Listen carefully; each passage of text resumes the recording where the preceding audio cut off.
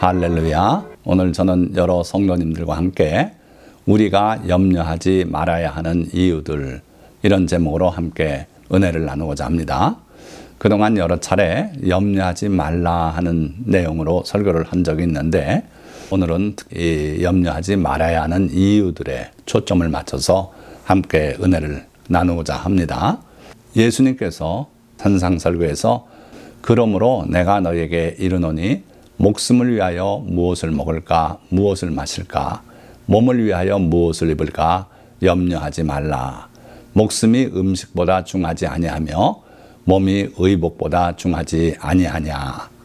공중의 새를 보라. 심지도 않고 거두지도 않고 창고에 모아들이지도 아니하되 너희 하늘 아버지께서 기르시나니 너희는 이것들보다 귀하지 아니하냐. 너희 중에 누가 염려함으로 그 키를 한 자라도 더할 수 있겠느냐. 또 너희가 어찌 의복을 위하여 염려하느냐. 들의 백합화가 어떻게 자라는가 생각하여 보라. 수고도 아니하고 길쌈도 아니하느니라. 그러나 내가 너희에게 말하노니 솔로몬의 모든 영광으로도 입은 것이 이 꽃 하나만 갖지 못하였느니라.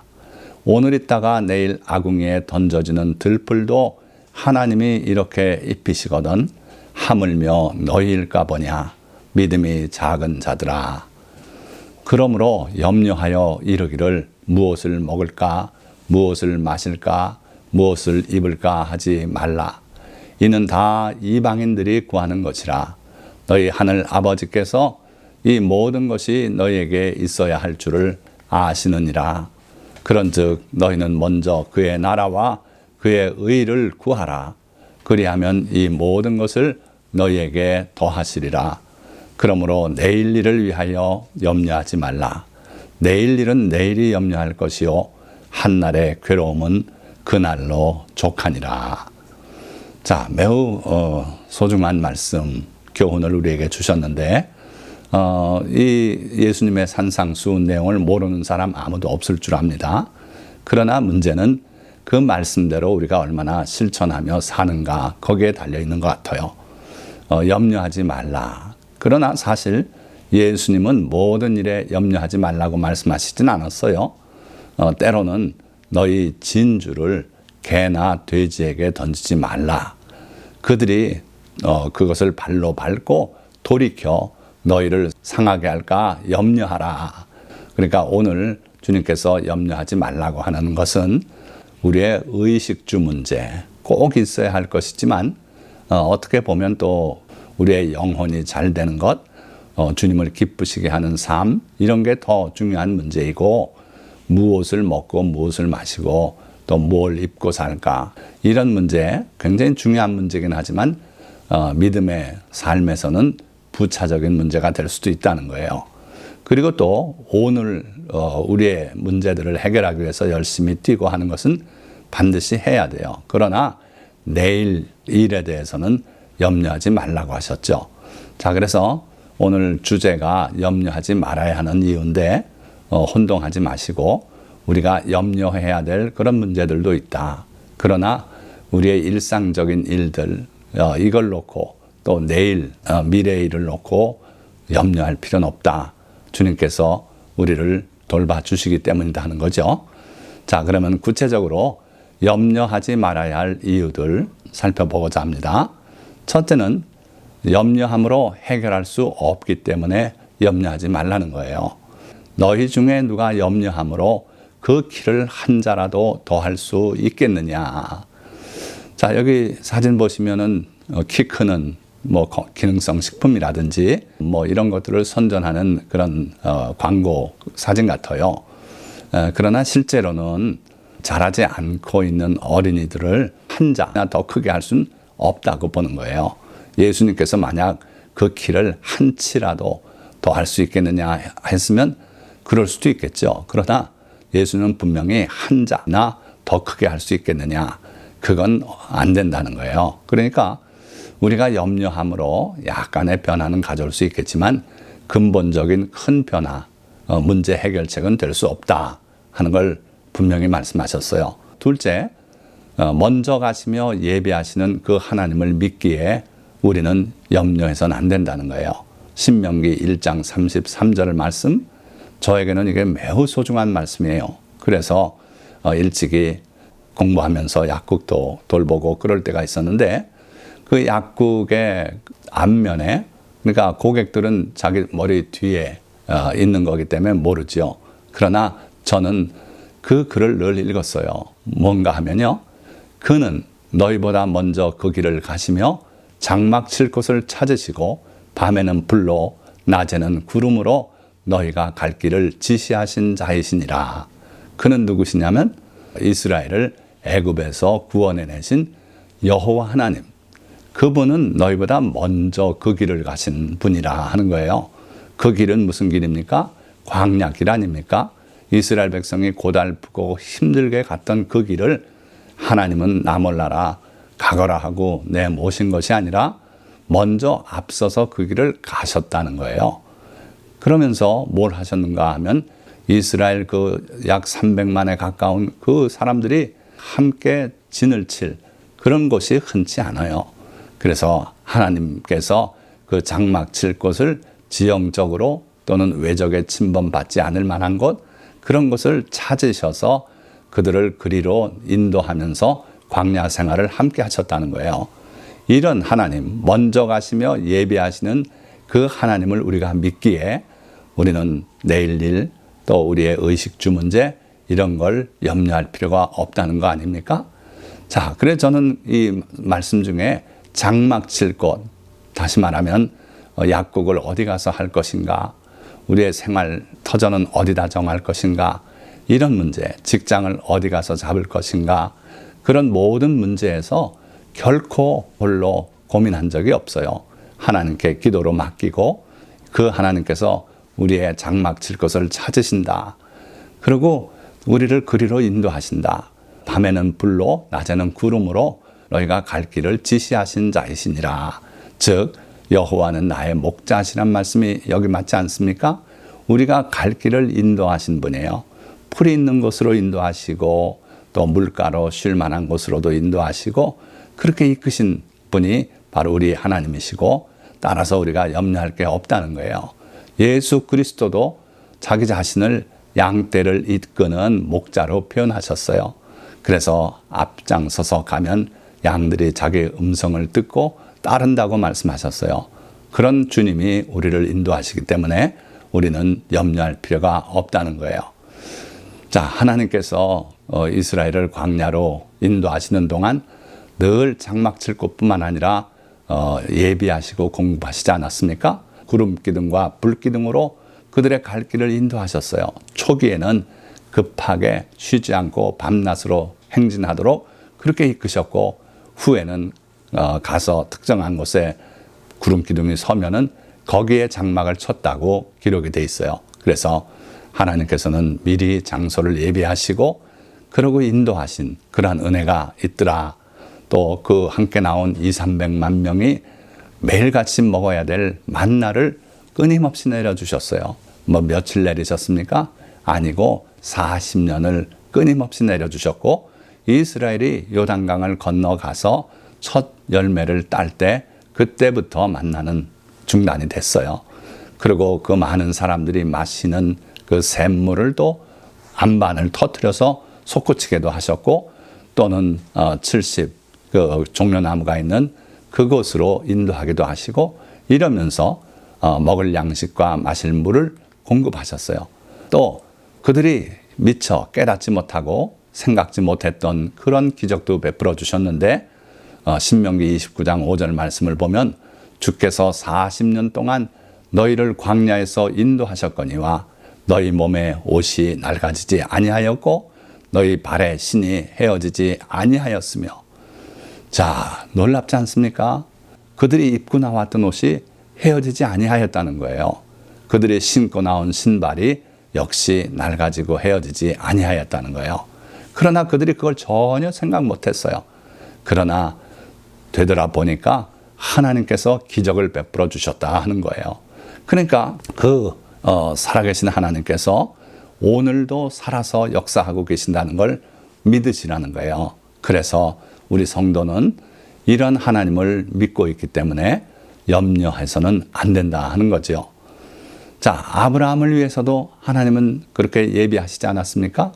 아브라함이 자기 아들 이삭을 하나님께 번제로 바치러 갈 때 아들이 물었어요. 나무도 있고 불도 있는데 하나님께 제사 드릴 양은 어디 있습니까? 그러니까 아브라함이 이런 대답을 했어요. 아브라함이 이르되 내 아들아, 번제할 양은 하나님이 자기를 위하여 친히 준비하시리라. 이렇게 말하고 또 묵묵히 아들과 함께 모리아산으로 올라가서 아들을 묶고서 제물로 삼으려고 그랬어요. 그때 하나님의 사자가 소리 질러서 그 아들에게 손을 대지 말라. 그래서 결국 아브라함이 눈을 들어 살펴본 즉 한 순양이 뒤에 있는데 뿔이 수풀에 걸려 있는지라 아브라함이 가서 그 순양을 가져다가 아들을 대신하여 번제로 드렸더라. 아브라함이 그 땅 이름을 여호와 이레라 하였으므로 준비하신다는 뜻이죠. 그래서 그 후대 사람들이 여호와께서 자기 산에서 준비하시리라 그런 말들을 했다 이렇게 돼 있어요. 그러니까 하나님께서는 자기 자신을 위해서 예비하시는 하나님이다. 아브라함은 그렇게 굳게 믿었어요. 그래서 자기 아들 말고 하나님께서 받으실 그 제물을 하나님께서 친히 준비하셨을 것이다. 그렇게 믿었고요. 자기 아들 이삭에게 칼을 대지 말라 하는 음성을 듣고는 야 됐다 그러고 힘을 다해서 산을 내리달아서 하나님 마음 변하기 전에 빨리 집으로 돌아가자 그렇게 안 했어요. 아브라함은요 하나님께서 자기를 위해서 친히 준비하시리라 하는 이 믿음이 참 믿음이었던 것을 여기에 증거하고 있어요. 13절 아브라함이 눈을 들어 살펴봤다 그랬어요. 여기 있을까 저기 있을까 저 뒤쪽에 있는가 빙 둘러보니까 한 순양이 뒤에 있는데 뒤에 있는 걸 어떻게 보겠습니까? 돌아봤다는 거예요. 다 둘러봤다는 거예요. 하나님이 분명히 예비하셨을 텐데 그래서 그 예비한 짐승을 하나님께 제사로 드리려고 찾아봤어요. 그랬더니 뿔이 수풀에 걸려있는 한 순양을 발견했어요. 그래서 그 순양을 잡아다가 하나님께 번제로 드렸다 그랬어요. 그러니까 하나님이 우리를 위해서 친히 준비하실 것이다. 이것이 아브라함의 믿음이었고 오늘 여러 성도님들의 믿음이 되시기를 축원드립니다. 그럴 때 뭘 염려하겠습니까? 염려할 필요가 없지요. 또 우리를 위한 또 다른 예비하심 이사야서 45장 2절에서 3절 말씀 보니까 내가 너보다 앞서가서 험한 곳을 평탄하게 하며 논문을 쳐서 부수며 쇠빗장을 꺾고 내게 흑암 중에 보화와 은밀한 곳에 숨은 재물을 주어 내 이름을 부르는 자가 나 여호와 이스라엘의 하나님인 줄을 내가 알게 하리라. 자, 이게 무슨 말씀이냐면 하나님께서 고레스라고 하는 페르시아 왕에게 하는 말이에요. 그러니까 하나님께서는 우리를 위해서 예비하시고 하시는데 자기 백성에게 필요한 것을 주실 뿐만 아니라 이방인까지도 하나님이 필요하면 세워서 그에게 기름을 붓고 그 고레스 왕이 바벨론 시대에 잡혀갔던 이스라엘 백성을 돌아가라고 칙령을 내리고 그리고 하나님의 성전을 재건하라고 재정 지원까지 다 명령해서 그렇게 해서 하나님의 성전이 재건되게 되지 않습니까? 그런 일을 하기 위해서 즉 하나님의 백성을 위해서 이렇게 이방인까지 세워서 뜻을 이루시는 그런 하나님이시다 하는 거예요. 그러니까 우리 하나님의 예비하심은 놀라워요. 그래서 우리가 염려할 필요가 없다는 거예요. 자, 셋째, 염려하지 말아야 하는 세 번째 이유는 그는 만물보다 크시기 때문이에요. 요한복음 10장 29절에 그들을 주신 내 아버지는 만물보다 크심에 아무도 아버지 손에서 빼앗을 수 없느니라. 주님을 믿는 자에게 주님이 영생을 주겠다고 약속하시고 그 영생을 얻을 주님의 백성, 즉 하나님이 예수님께 허락하신 백성이라는 뜻이에요. 그들을 주신 내 아버지는 만물보다 크시다. 그러니 아무도 내 손에서 빼앗을 자가 없다. 이렇게 말씀하셨어요. 자, 크신 하나님이신데 저는 이 크신 하나님을 생각할 때 늘 이 장면을 떠올려요. 이 아래 있는 사진이 제가 1989년에 미국 대륙을 횡단한 적이 있어요. 저 와이어밍주를 가니까 데블스타워라고 하는 참 신기한 지형이 있어요. 이 데블스타워 이름이 참 고약한데요. 결코 악마가 저걸 만들진 않았죠. 하나님께서 창조하신 작품인데 참 신기하죠. 광야예요. 그냥 평지예요. 한가운데 저놈이 뚝 서 있어요. 근데 여기 잘 보시면은 이제 애들이 있고요. 자, 여기에 그 한참 들어가서 서 있는 애들 사진인데, 멀리서 볼 때는 저게 크고 웅장하긴 하지만 얼마나 높은지를 감을 잡을 수 없어요. 그런데 자꾸 다가가면요, 점점 커져요, 그게. 그래서 우리 하나님이 그러시다는 거예요. 여러분들이 하나님이 얼마나 위대하시고 얼마나 크신 하나님이신가 모르지요. 잘 몰라요. 막연하게 우주 만물을 지으셨으니 크신 하나님이다, 훌륭하신 하나님이다, 그렇게 생각하기 쉬운데 얼마나 크신 분인가는 체험해 봐야 한다는 거예요. 점점 하나님 앞에 다가가면 다가갈수록 하나님은 더 커져요. 여러분들 안 보이죠? 저 사진 그 암벽에 붙어서 등반하는 사람들이 여러 명이 저기 있어요. 사진상에 구분이 안 돼요. 그러니까 우리가 하나님 앞에 다가갈수록 하나님은 크신 분이다, 그걸 알 수가 있는데, 여기 보세요. 저 그랜드 캐년, 저 위에서 저 밑에 계곡까지 그 절벽이 1000m가 넘어요. 또 바다요, 엄청나지 않습니까?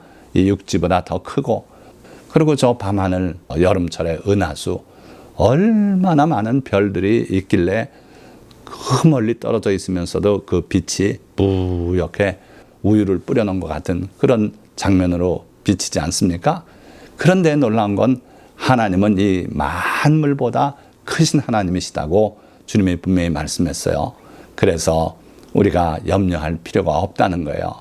이 위대하신 하나님께서 우리를 위해서 모든 것을 예비하시니 염려할 게 없다. 자, 네 번째, 하나님이 우리 필요를 아시기 때문에 우린 염려할 필요가 없어요.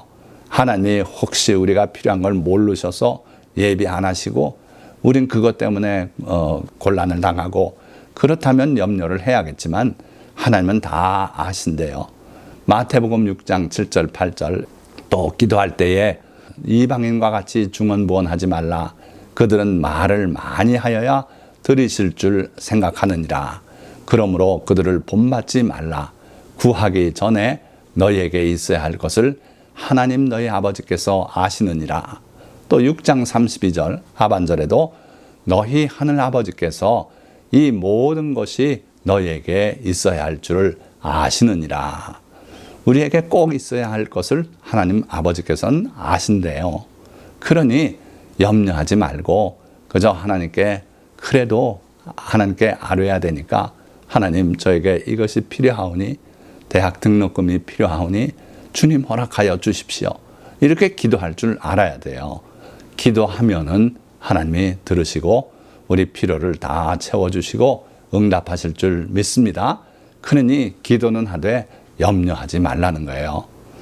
자, 마지막으로 당연한 말씀 같은데, 주님의 말씀을 업신여김은 주님을 업신여김이 되기 때문에 우리는 염려하지 말아야 돼요. 무슨 말씀입니까? 예수님께서 분명히 염려하지 말라, 내일 일을 염려하지 말라 분명히 말씀했어요. 그런데 우리가 염려한다면 그 주님의 말씀을 업신여기는 게 되는 거 아닙니까? 그 말씀을 업신여기는 것은 주님을 업신여기는 게 된다는 거예요. 그런 말씀이 어디 있습니까? 사무엘하 12장 말씀을 보니까 9절 말씀에, 그러한데 어찌하여 내가 여호와의 말씀을 업신여기고 나 보기에 악을 행하였느냐. 이제 내가 나를 업신여기고 햇사람 우리아의 아내를 빼앗아 내 아내로 삼았은즉. 무슨 말씀이냐면요, 다윗이 밧세바와 간음하고 그것이 들통이 날까봐 그 남편 우리아를 전쟁 중에 제일 앞에 내보내고 나머지 군사들이 후퇴해서 맞아 죽게 했어요. 그렇게 하고 전사하니까 그 아내 밧세바를 불러서 자기 아내로 삼지 않습니까? 아무도 모를 줄 알았는데, 그런데 하나님은 보셨어요. 그래서 선지자 나단을 보내서 그 일을 말씀하시면서 다윗을 책망하시는데 잘 보세요. 내가 여호와의 말씀을 업신여기고 나보기에 악을 행하였다. 하나님이 언제 밧세바와 간음하지 말라 그랬습니까? 아니고 모세를 통해서 이미 말씀을 주셨어요. 간음하지 말라. 내 이웃의 아내를 탐내지 말라. 분명히 말씀하셨는데 그 여호와의 말씀을 업신여기고 그 악을 행했다는 거예요. 그리고 10절 말씀에서는 이제 내가 나를 업신여기고 그 짓을 했다고 그렇게 판단을 내리세요. 그러니까 여러분들이 기록된 하나님의 말씀들을 어기고 또 예수님이 직접 하신 염려하지 말라는 말씀을 업신여기고 염려를 하고 있다고 보십시다. 그러면 그거는 곧 하나님을 업신여기는 거고 예수 그리스도를 업신여기는 거라는 거예요. 하나님은 그렇게 보신다는 거예요. 그러니까 여러분들이 결코 염려해서는 안 돼요. 그것이 주님의 말씀을 업신여기는 것이고 나아가서 주님을 업신여기는 것이 되기 때문에 그래요. 반면에 주님의 말씀을 존중히 여기고 하는 자는 사무엘상 2장 30절 하반절에 이렇게 말씀하고 있어요. 나를 존중히 여기는 자를 내가 존중히 여기고 나를 멸시하는 자를 내가 경멸하리라.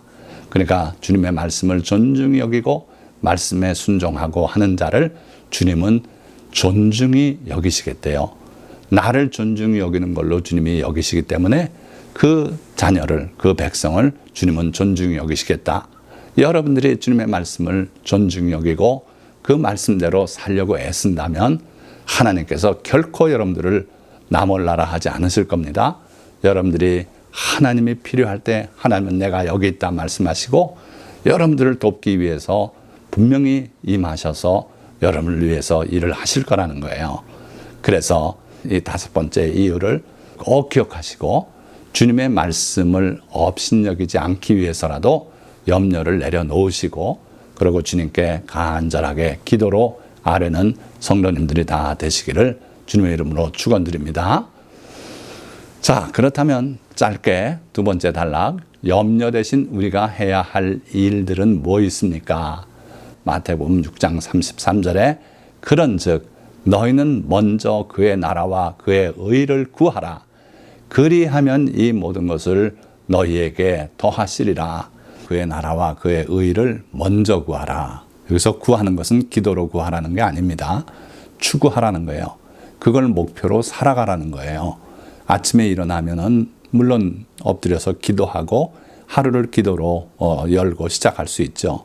그러나 그 후에 해야 하는 일은 그의 나라와 그의 의를 구하는 거예요. 그래서 여러분들도 이거를 먼저 하시고 그리고 2차적으로 오늘 해야 될 그런 일들을 해나가는 거지요. 자, 그렇게 하고 그걸로 끝나는가? 주의 나라와 그의 의를 먼저 구하는 것으로 다 됐는가? 아니고요. 주님을 사랑하고 신뢰하며 주님의 가신 발자취를 따라가는 그러한 삶을 살아가라는 거예요. 그리고 또 주님의 말씀을 청종하는 삶을 살아라. 그래서 주님은 내 양은 내 음성을 듣는다고 분명히 말씀하셨어요. 그래서 주님의 음성을 들으려고 노력을 하고 또 주님의 음성을 듣는 대로 내 마음에 또 깨달아지는 대로 그렇게 실천하며 사는 이러한 삶이 성도에게 꼭 필요하다 하는 것이죠. 그리고 내 말이 너희 안에 거하면 우리가 주님의 말씀을 청종하고 사는 그 삶이 점점 익숙해지고 하면서 주님의 말씀이 주님의 그 성경에 기록된 말씀들 또는 내게 영적으로 하시는 말씀이 내 속에서 나를 움직이게 하면 그러면 무엇이든지 원하는 대로 구하라. 그리하면 이루리라. 우리가 주님께 구하는 모든 것들을 주님께서 이루어 주시겠다 하시는 말씀이에요. 자, 오늘 이 귀한 말씀을 듣는 성도님들이 모두 이와 같은 승리로운 삶을 사시길 바랍니다. 자, 그러면 말씀을 맺겠습니다. 평생 염려와 근심 없이 사는 사람은 없습니다. 그러나 주님은 염려하지 말라 말씀하셨고 그 이유들은 이렇습니다. 첫째, 우리가 염려함으로 문제를 해결할 수 없기 때문입니다. 둘째, 주님은 우리 앞서 가시며 우리를 위해 예비하시는 하나님이시기 때문에 그렇습니다. 셋째, 우리 하나님은 만물보다 크신 분이시기 때문에 우리가 염려할 것이 없다는 것입니다. 넷째, 우리 하나님은 우리 필요를 아시기 때문에 우리가 염려할 필요가 없다는 것입니다. 그리고 다섯째, 염려하지 말라는 말씀을 무시하고 여러분들이 염려한다면 그것은 주님을 무시하는 것이 되기 때문에 염려하지 말아야 합니다. 그러니 염려하지 말고 먼저 그의 나라와 그의 의를 구하는 삶을 사십시오. 그러면 이 모든 것들을 우리에게, 여러분들에게 더해 주실 줄 믿습니다. 오늘 이 설교 말씀을 들은 모든 성도님들이 이와 같이 주님의 말씀에 따라서 염려하지 않고 주님을 섬기는 삶을 살아서 모든 복이 여러분들에게 충만히 임하시기를 주님의 이름으로 축원합니다. 기도하겠습니다.